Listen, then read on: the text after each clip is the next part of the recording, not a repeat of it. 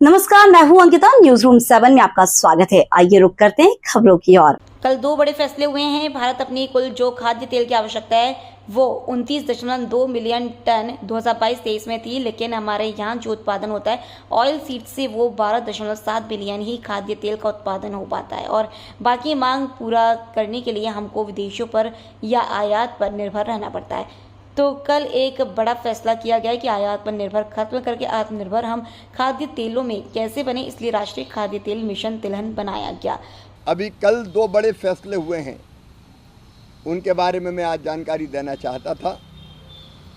भारत अपनी कुल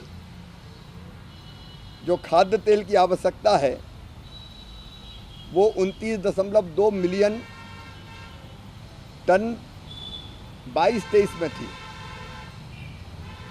लेकिन हमारे यहाँ जो उत्पादन होता है हमारे ऑयल सीड से वो 12.7 बिलियन टन ही खाद्य तेल का उत्पादन हो पाता है और बाकी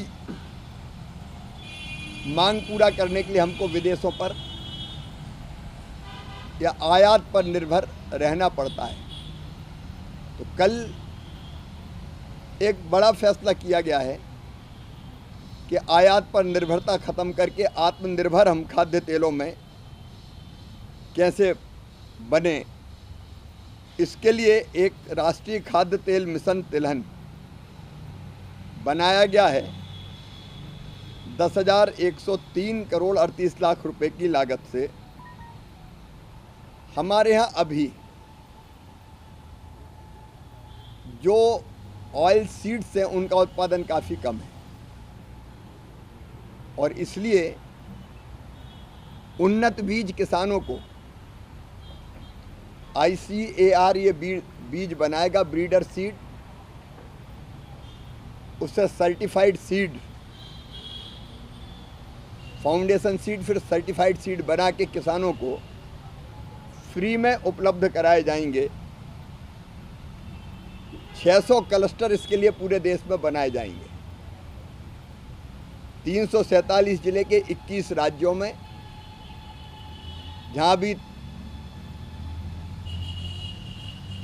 ऑयल सीड्स का उत्पादन होता है उन राज्यों को विशेष रूप से लिया गया है।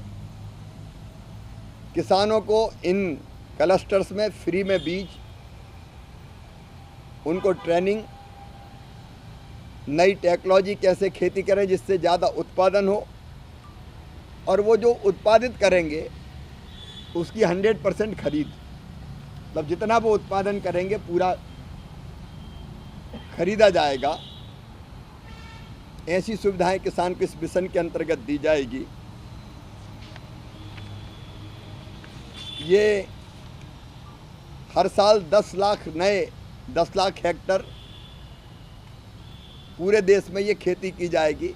एक बार 10 लाख जिस हेक्टर में करेंगे अगली बार फिर दूसरे 10 लाख हेक्टर लेंगे। 7 साल में लगभग 70 लाख हेक्टर एरिया इस योजना के अंतर्गत लिया जाएगा। उन्नत बीजों की कमी पूरा करने के लिए 65 नए बीज केंद्र बनाए जाएंगे। अभी 35 है तो कुल मिला के 100 हमारे बीज केंद्र बनेंगे। बीजों को सुरक्षित रखने के लिए 50 बीज भंडारण इकाइयां भी बनाई जाएगी और उन राज्यों पर हम ज़्यादा ध्यान दे रहे हैं जहाँ केवल एक फसल लेते हैं खरीफ की, जैसे धान खरीफ की हो गई तो बाद में खेत खाली छोड़ देते हैं, लेकिन उनमें नमी इतनी रहती है कि धान के बाद ये फसलें ली जा सकती है। इंटर क्रॉपिंग का भी उपयोग करेंगे। कपास है तो उसके बीच में सोयाबीन, अलग अलग फसलों के बीच में ये फसलें लगाई जा सकती है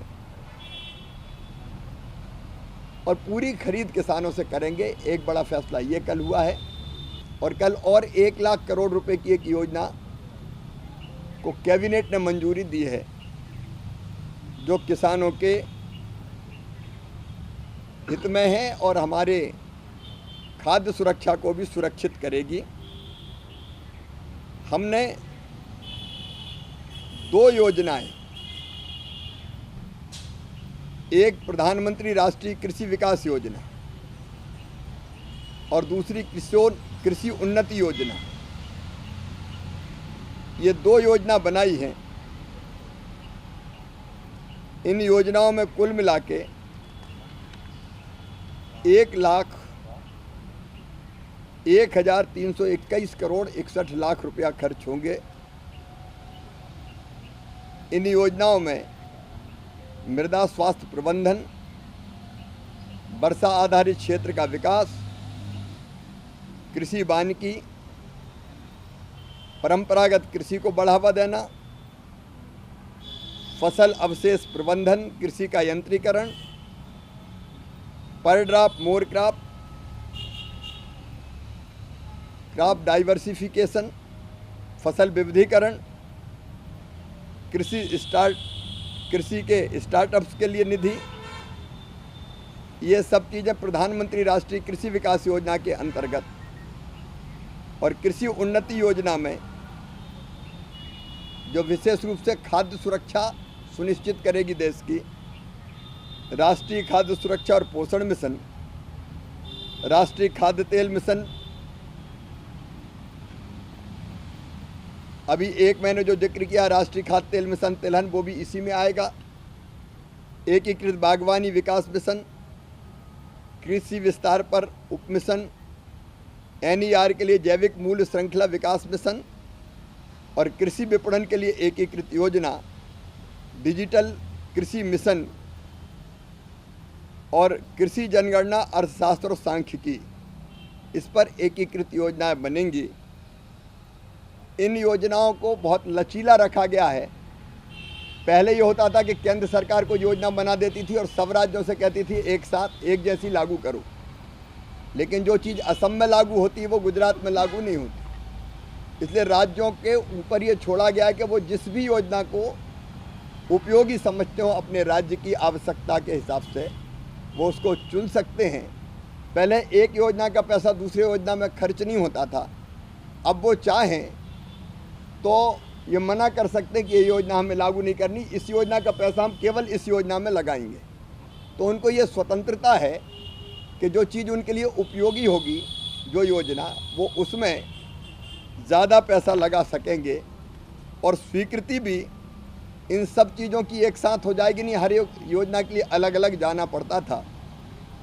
इसके कारण दोनों काम होंगे, एक उत्पादन बढ़ेगा, किसानों की आय बढ़ेगी, दूसरे हमारी खाद्य सुरक्षा को हम सुनिश्चित करने का काम करेंगे। क्योंकि कल ही ये फैसला कैबिनेट ने किया तो मुझे लगा कि विस्तार से, बहुत विस्तार में तो मैं नहीं गया, लेकिन कम से कम किसानों तक ये बात पहुँचे कि ये योजनाएं हमारे लिए लागू की गई है। पिछले 120 दिनों में लगातार किसानों के हित में कई बड़े फैसले लिए गए हैं और आगे भी लगातार ये फैसले जारी रहेंगे। फिलहाल न्यूज रूम 7 में इतना ही। और भी खबरें देखने के लिए हमारे चैनल को लाइक और सब्सक्राइब जरूर करें। धन्यवाद।